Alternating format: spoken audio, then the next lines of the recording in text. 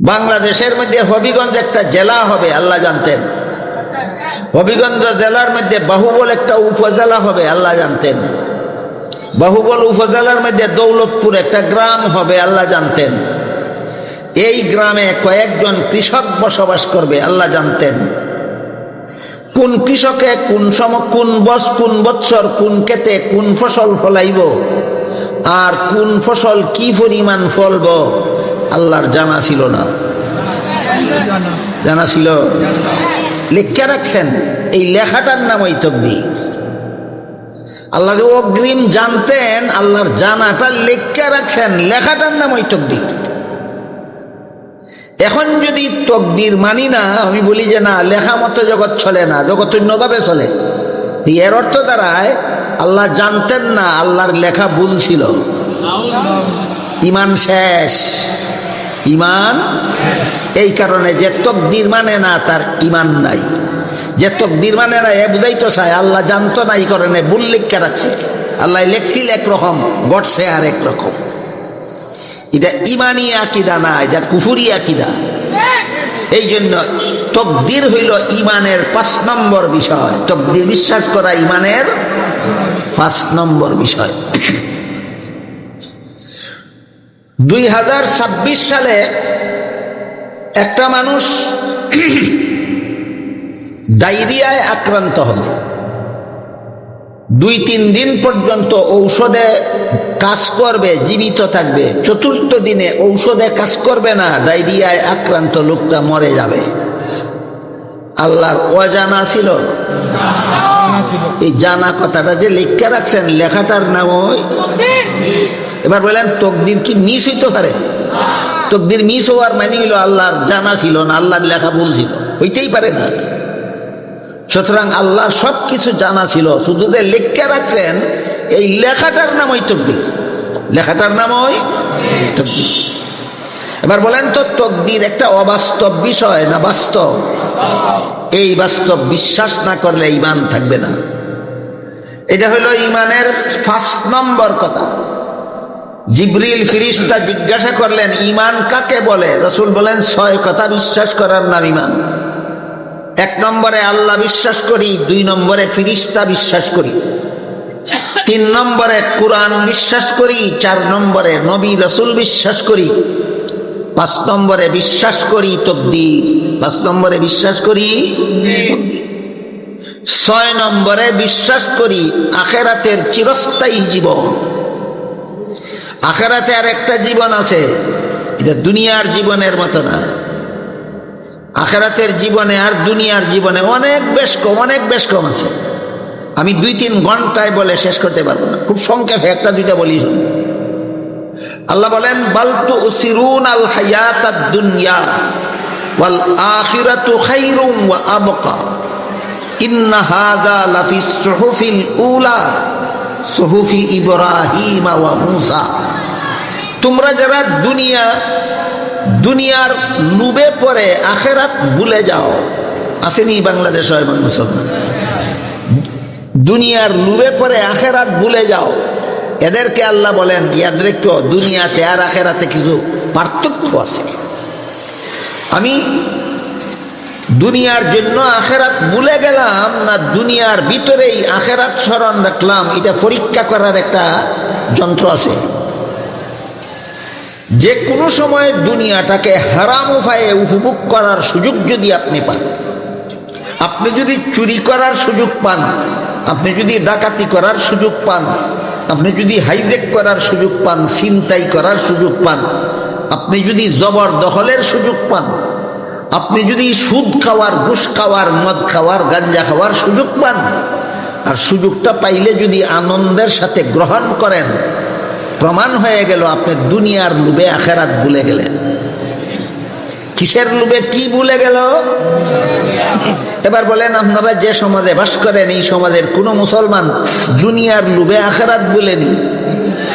এদেরকে আল্লাহ বলেন বাল তুসিরুনাল হায়াতাদ দুনিয়া ওয়াল আখিরাতু খায়রুম ওয়া আবকা। তোমরা যারা দুনিয়ার লোভে আখিরাত ভুলে যাও, তোমরা ভালো রকম মনে রেখো, দুনিয়াতে আর আখেরাতে আকাশ পাতাল ব্যবধান আছে। 1 নম্বর ব্যবধান, দুনিয়ার বুকবিলাস ক্ষণস্থায়ী, দুনিয়ার বুকবিলাস ক্ষণস্থায়ী, আখেরাতের বুকবিলাস চিরস্থায়ী। আখেরাতের বুকবিলাস চিরস্থায়ী। কোনটার মূল্য বেশি?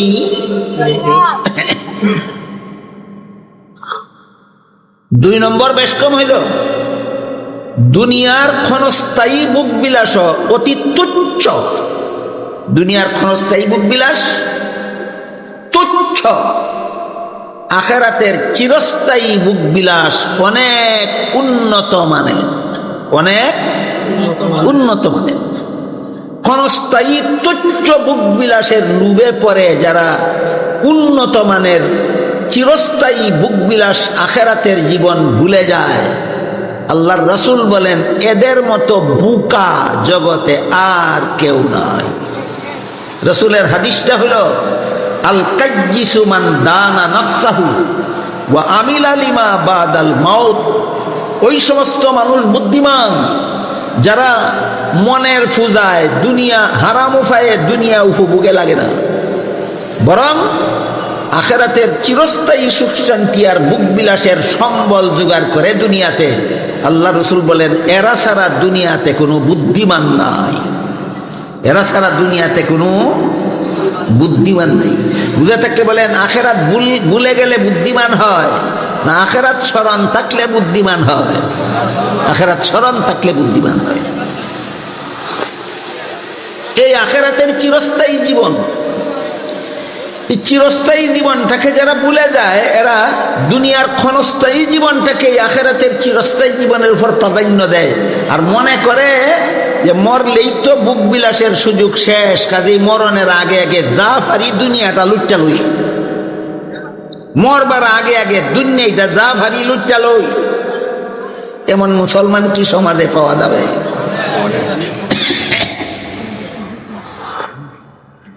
হাদিসে উল্লেখ আছে সব মানুষই মরণ চিন্তা করে, কিন্তু 3 দল মানুষের মরণ চিন্তা 3 রকম। স্মরণ রাখার মতো কথা, মনোযোগ দিয়ে শুনেন, স্মরণ রাখার চেষ্টা করেন।